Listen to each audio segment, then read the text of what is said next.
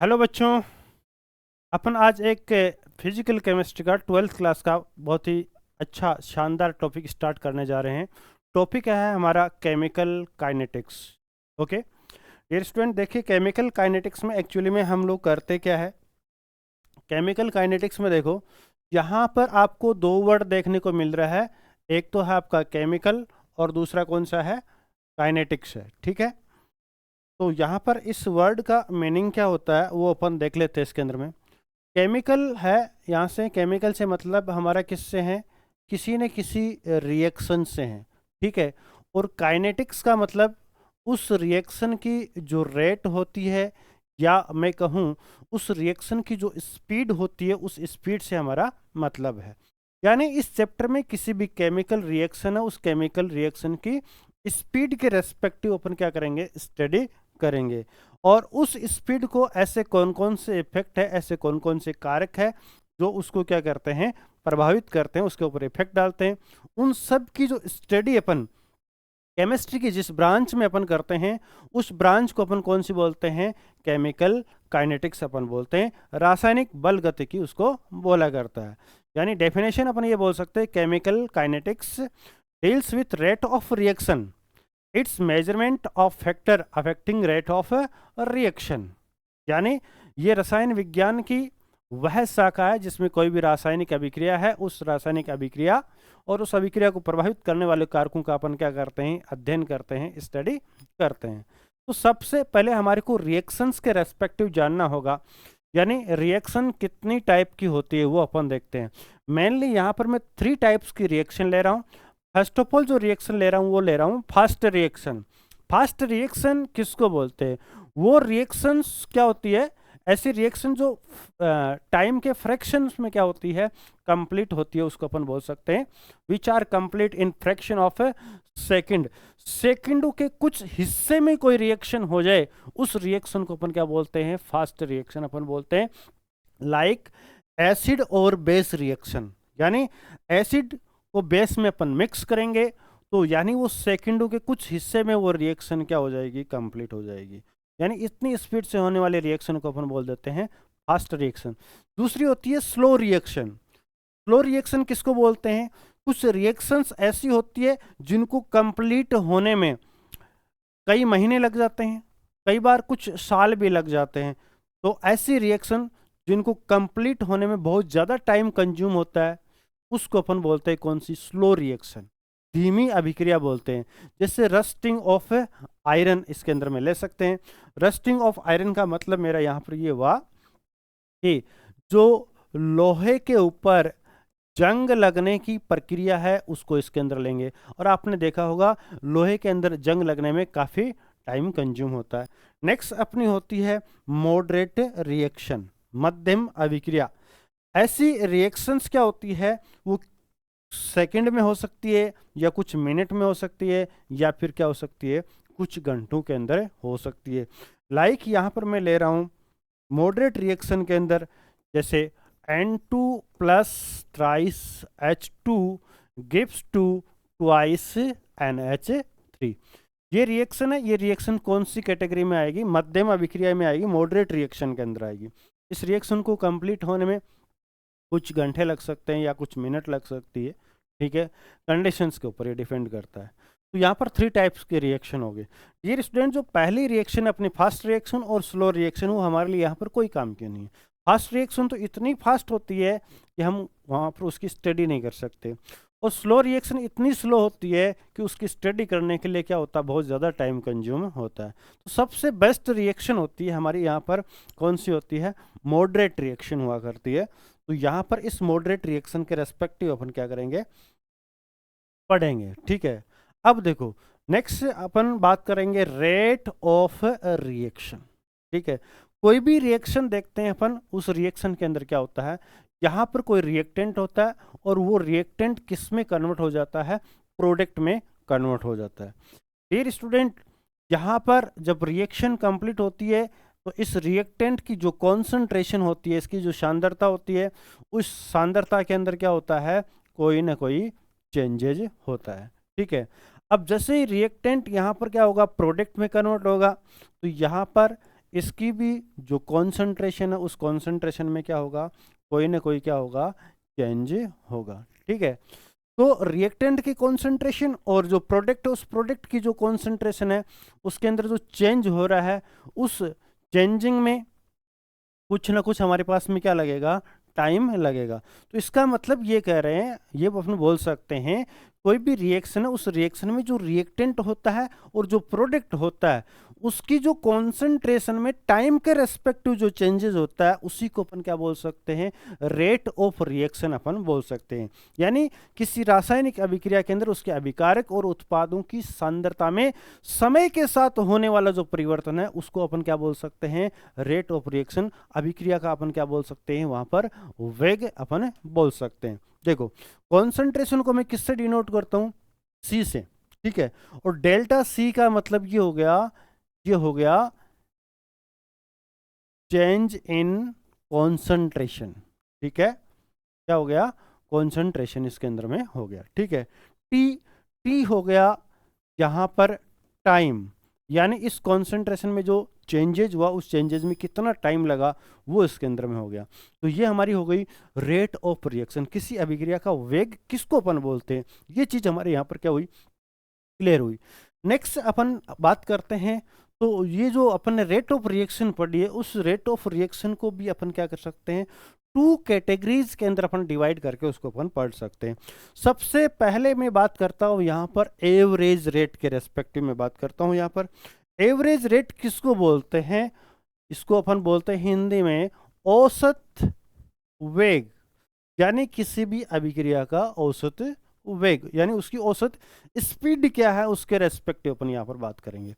औसत को अपन ऐसे समझ सकते हैं कि मान लो यहाँ से अपना जो भी प्रेजेंट टाउन है उस प्रेजेंट टाउन से हम कहाँ जा रहे हैं, जयपुर जा रहे हैं। ठीक है, तो अपन जयपुर जाते हैं तो वहाँ पर कुछ ना कुछ टाइम लगा, दैट सपोज हमारे को 2 घंटे लगे, और आपको कोई पूछे भी आप किस स्पीड से गए तो अपन बोलते हैं कि मान लो 70 की स्पीड से गया या 60 की स्पीड से गया। ठीक है, हमने एक पर्टिकुलर डिजिट उसको बता दी।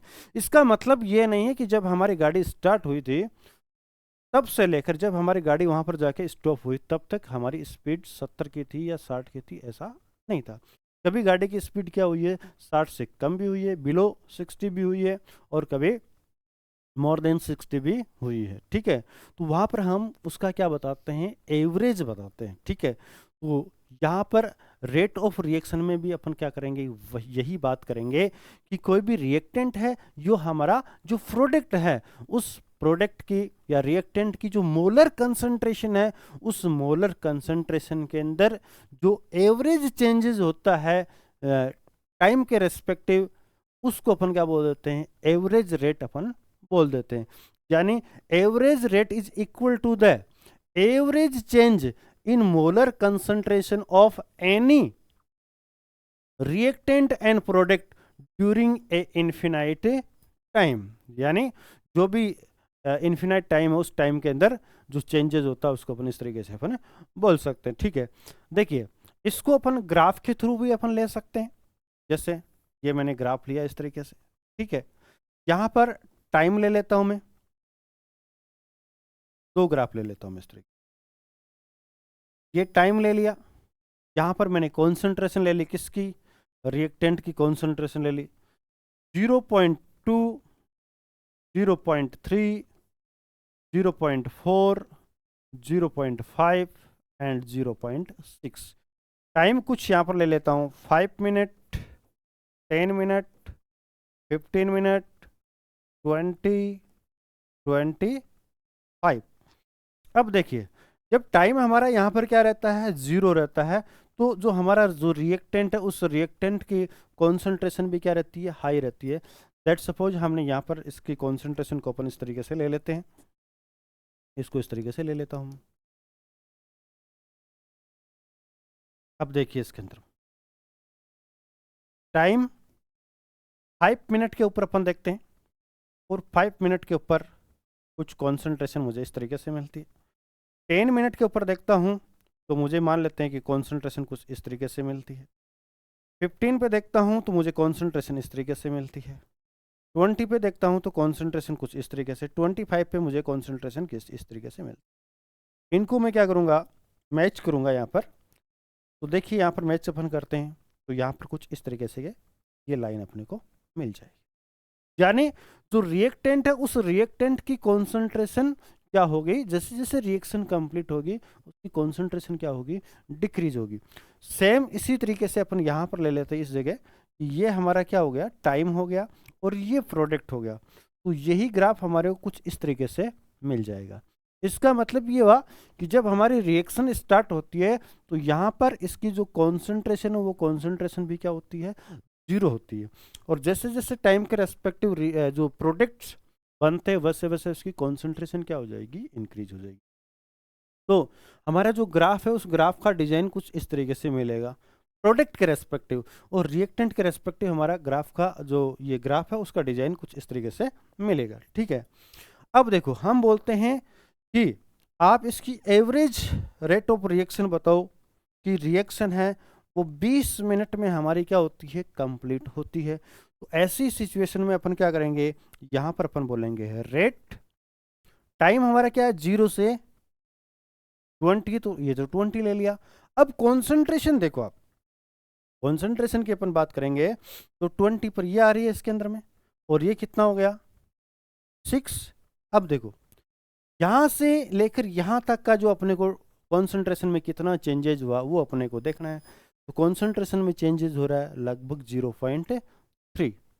इस तरीके से अपन क्या कर देते हैं, यहां पर ये जो रेट आएगी इस रेट को अपन कौन सी रेट बोलेंगे, एवरेज रेट बोलेंगे। ठीक है, नेक्स्ट होती है इंस्टेनियस रेट, यानी इसको अपन बोल सकते हैं तात्क्षणिक वेग। अब ये क्या होता है, ये होता है कोई भी एनी गिवन इंस्टेंट टाइम के ऊपर उसकी रेट क्या है, स्पीड क्या है। अब इसको समझते हैं अपन दूसरे तरीके से। दूसरा तरीका क्या है, जैसे 10 बजे अपन स्टार्ट हुए, यहाँ से रवाना हुए जयपुर के लिए, और 12 बजे हम पहुंचे, 2 घंटे का टाइम लग गया हमारे को। लेकिन कोई आपका फ्रेंड है या गाड़ी का मालिक है, वो आपको कॉल करके पूछता है 11:10 पे, भाई गाड़ी किस स्पीड से चल रही है, और आपने तुरंत स्पीडोमीटर का तरफ देखा और बताया कि गाड़ी अभी 90 की स्पीड में चल रही है। ये जो 90 की स्पीड आपने बताई है, वो 90 की स्पीड यहाँ पर क्या है, वो है इंस्टेनियस रेट, यानी उस इंस्टेंट टाइम के ऊपर उसकी रेट है। और आपको ये बोले आप किस स्पीड से गए, आपने बोले 60 की स्पीड से गए, तो ये उसकी क्या हो गई, एवरेज रेट हो गई। तो उसको अपन पीछे वाले ग्राफ के थ्रू अपन देख सकते हैं इसके अंदर में। ठीक है, हम यहाँ पर बोलेंगे 10 मिनट पे इस रिएक्शन की रेट ऑफ रिएक्शन क्या बनेगी, तो 10 मिनट के ऊपर अपन जाएंगे इस तरीके से। तो 10 मिनट के ऊपर देखो यहाँ पर कहाँ क्रॉस कर रहा है ये 10 मिनट के ऊपर, इसको यहाँ पर क्रॉस कर रहा है, यहाँ पर क्रॉस कर रहा है, मतलब इसकी कॉन्सेंट्रेशन कितनी होगी 0.4। तो 0.4 अपॉन कितना हो जाएगा, 10 हो जाएगा। इस तरीके से अपन कैलकुलेट कर सकते हैं। तो मेरे कहने का मतलब इस तरीके से आपको ग्राफ है, उस ग्राफ को क्या करना आना चाहिए, रीड करना आना चाहिए, उसको पढ़ना आना चाहिए। आजकल कुछ ग्राफ बेस्ट क्या होते हैं आपके ट्यूशन से आ जाते हैं। ठीक है, चलिए अपन नेक्स्ट अगेन चलते हैं। इंस्टेनियस रेट अपनी हो गई। अब देखिए, अब यहां से कुछ न्यूमेरिकल्स आते हैं। न्यूमेरिकल्स अपन कैसे निकालते हैं, क्या करते हैं, देखो अभी आपको बताया था रेट। रेट का मतलब होता है delta C upon delta T. यहाँ पर एक तो प्लस और माइनस ये दो साइन होते हैं। पहले इन साइनों के रेस्पेक्टिव में आपको बता देता हूँ मतलब क्या होता है। बाकी साइन के ऊपर आपको ज़्यादा दिमाग नहीं लगाना है कि फाइनली जो हमारा आंसर आना है वो किस में आना है, पॉजिटिव में आना है। ठीक है, कुछ बच्चे कंफ्यूज हो जाते हैं। अगर यहाँ पर साइन प्लस का है तो इसका मतलब वो किसकी बात कर रहा है, प्रोडक्ट की बात कर रहा है। और यहाँ पर साइन माइनस का, इसका मतलब वो रिएक्टेंट की बात कर रहा है। यानी यहाँ पर बात हो रही है अभिकारक की और यहाँ पर बात हो रही है इसकी उत्पाद की। क्लियर? तो प्लस माइनस का खेल आपके क्या हो गया यहाँ पर समझ में आ गया होगा। अब देखिए इसके अंदर में इस क्वेश्चन को देखिए, बहुत ही प्यारा सा क्वेश्चन है। क्वेश्चन क्या बोल रहा है, for a reaction reactant to product, यानी कोई रिएक्शन है रिएक्टेंट टू प्रोडक्ट। ठीक है, the concentration of reactant change from, यानी इसकी कॉन्सेंट्रेशन 0.03 से चेंज होकर कितनी हो जाती है, 0.02। ठीक है, और कितना टाइम लगता है, यानी यहां से यहां तक चेंज होने में इसको टाइम लगता है कितना, 25 मिनट। ठीक है, क्वेश्चन समझ में आ गया आपके। अब देखो, calculate average rate in minute and second. यहां पर आपको इसकी क्या निकालनी है, एवरेज रेट निकालनी, वो मिनट में भी निकालनी है और सेकंड में भी निकाल लेते हैं। तो देखो, सबसे पहले आपको क्या दिया, मिनट दिया हुआ है, तो सबसे पहले हम किस में निकालेंगे, इसको मिनट में निकालेंगे। तो यहां पर हमारा फॉर्मूला क्या रहेगा, यहां पर हमारा फॉर्मूला हो जाएगा आपका वही, रेट इक्वल टू, ठीक है, minus delta C upon delta T. देख लो भाई यहां पर, अब इसका डिफरेंस कितना आता है, यहां पर ये डिफरेंस देखिए, 0.03 और 0.02 में डिफरेंस कितने का, मैं डायरेक्ट डिफरेंस वहां पर रख रहा हूं। तो देखो, यहां पर आपने डिफरेंस देखा तो डिफरेंस आपको मिल गया, कितना मिला भाई, 0.01 मिल गया। कितना मिल गया, 0.01। टाइम कितना है, 25। इसको कैलकुलेट कर लीजिए। चलो मैं इस वैल्यू को इस तरीके से कर दूं, 100 अपॉन 25 इंटू 10⁻⁴ लिख सकता हूं। अब देखिए, इसको मैंने यहां से कैंसिल आउट किया तो मेरे पास आ गया 4 इंटू 10⁻⁻। ये आंसर मेरे पास में किस में आया अभी, ये आ गया मिनट। अब मुझे क्या निकालना है, आंसर निकालना है सेकंड में। अब 1 मिनट में सेकंड कितनी होती है भाई, 60 होती। अब देखो, यहां से अपने को सेकंड में निकालने के लिए अपन लोग क्या करेंगे, सीधा यहां पर सेकंड में रेट निकालने के लिए उधर वाली वैल्यू को ले लेते हैं, 4 इंटू 10⁻⁴ अपॉन 60। आप इसको कैलकुलेट कर लीजिए, अप्रोक्सीमेट ये कितना आ जाएगा, 6.6 आगे बाकी और आप कैलकुलेट कर लेना, इंटू 10⁻⁴ ये हो जाएगा, आई थिंक कितना होगा रे, 2 पावर और हो जाएगी, -6 मोल पर लीटर पर सेकंड। ये इधर वाला आया है मोल पर लीटर पर मिनट, और ये आ गया मोल पर लीटर आपका सेकंड के अंदर में। तो ये इसके क्या हो गए, प्यारे से क्या हो गए, आंसर हो गए। ये मैंने यहाँ पर लिया है क्वेश्चन का शॉर्ट में आउटलाइन लिया है, इस क्वेश्चन का मीनिंग ये था।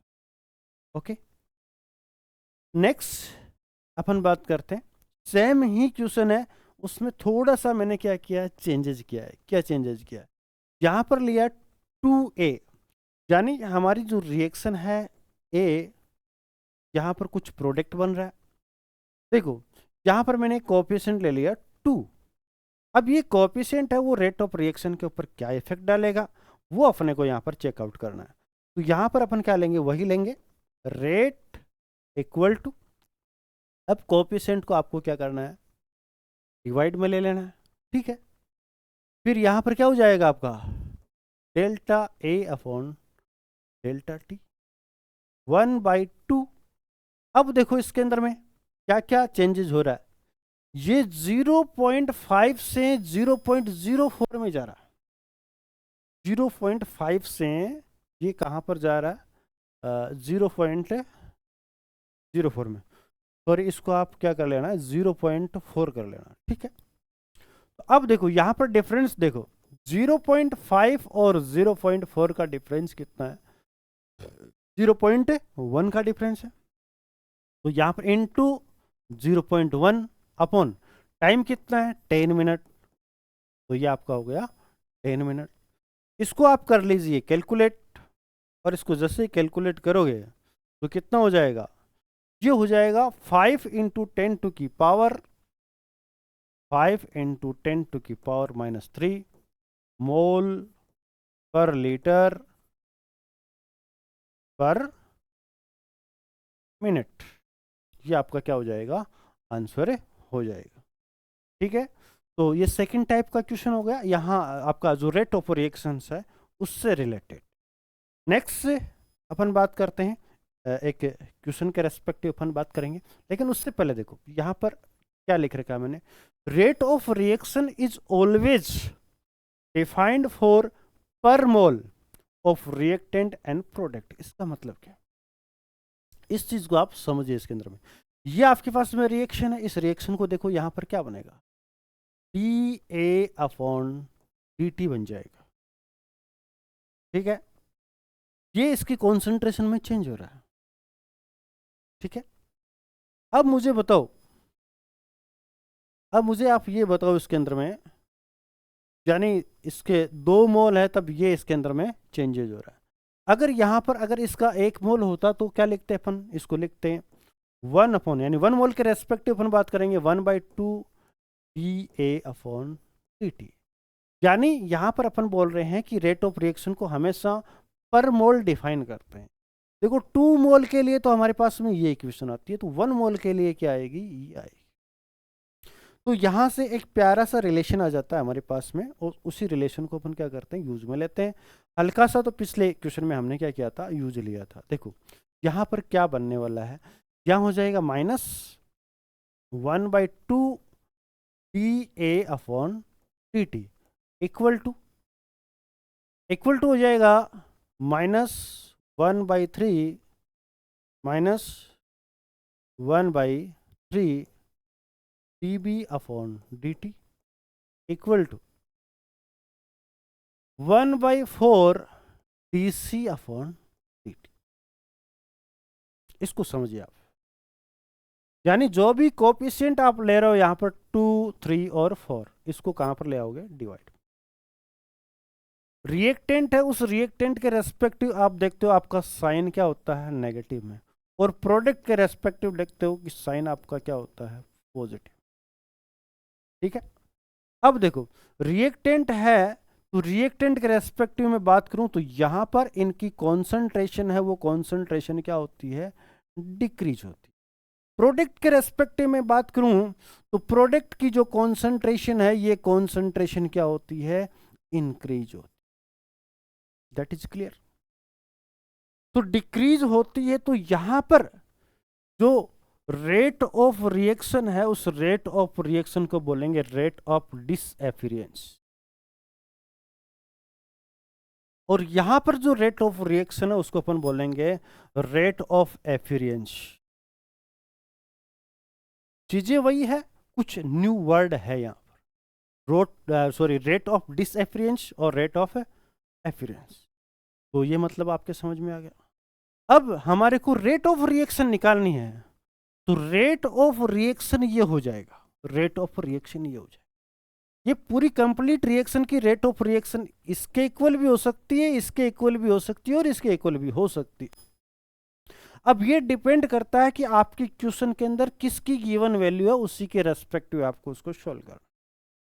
चलिए अपन इसी चीज को समझने के लिए एक न्यूमेरिकल लेते हैं प्यारा सा, और उससे इसको समझते हैं।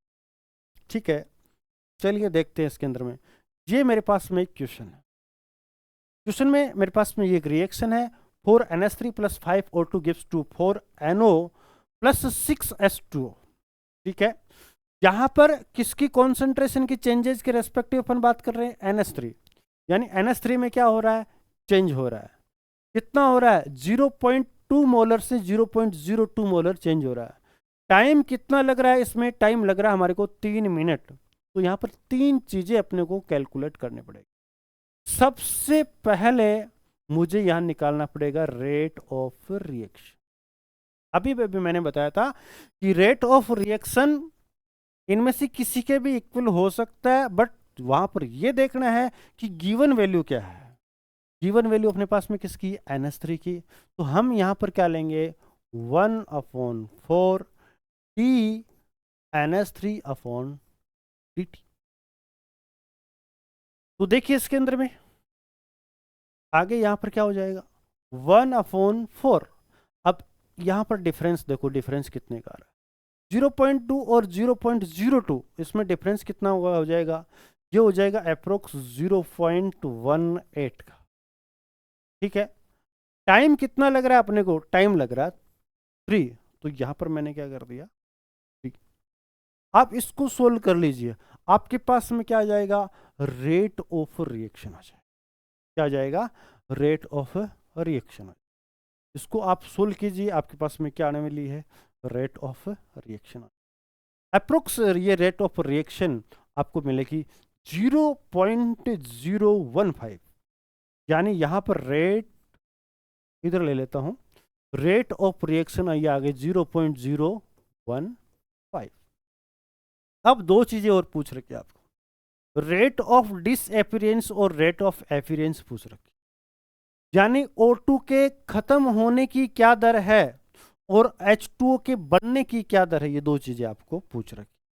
तो आपके पास में गिवन क्या है, गिवन आपके पास में ये है 1/4 NH3/dt। अब ये तो गिवन है, अब आपको निकालना है क्या, H2O। इसको किसके इक्वल करेंगे, H2O वाली वैल्यू के। तो देखो अभी अभी बताया था H2O में यहाँ पर कितना 1/5 है ना, 1/5 TO2/dt। आपको क्या पूछ रहा है, आपको इसकी वैल्यू पूछ रहा है, तो क्या मैं इस इक्वेशन को ऐसे लिख सकता हूं, TO2/dt क्या हो जाएगा, करो, ये हो जाएगा 5/4 NH3/dt। क्लियर। अब देखिए इसकी वैल्यू को मैं यहां पुटअप कर देता हूं। देखो अगर इसकी वैल्यू को अपन पुटअप करेंगे तो यहां से इसको आप कैलकुलेट करके देख लो, ये कितना आ जाएगा 0.06 आएगा, सीधा ले लो आप 5/4 इंटू 0.06, और इसको आप कैलकुलेट कर लो, फटाफट करो। देखिए चलो मैं करता हूं, इसके अंदर में ये आएगा 0.075, यानी ये आंसर मेरे पास में कितना आ गया 0.075, क्या आ गया 0.075। चीजें क्लियर हो गई। इसमें देखो क्या है, जो गिवन डेटा और जो आपसे कैलकुलेट करवा रहा है उन डेटाज को आपको इक्वल कर लेना।